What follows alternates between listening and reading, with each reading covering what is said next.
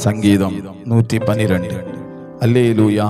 கர்த்தருக்கு பயந்து அவருடைய கட்டளைகளில் மிகவும் பிரியமாயிருக்கிற மனுஷன் பாக்கியவான்.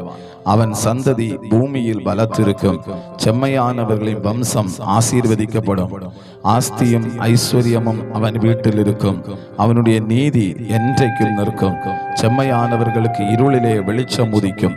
அவன் இரக்கமும் மன உருக்கமும் நீதியும் உள்ளவன். இறங்கி கடன் கொடுத்து தன் காரியங்களை நியாயமானபடி நடப்பிக்கிற மனுஷன் பாக்கியவான். அவன் என்றென்றைக்கும் அசைக்கப்படாதிருப்பான். நீதிமான் நித்திய கீர்த்தி உள்ளவன். துர்ச்செய்தியை கேட்கிறதினால் பயப்படான். அவன் இருதயம் கர்த்தரை நம்பி திடனாயிருக்கும். அவன் இருதயம் உறுதியாயிருக்கும். அவன் தன் சத்துருக்களில் சரிக்கட்டுதலை காண மட்டும் பயப்படாதிருப்பான்.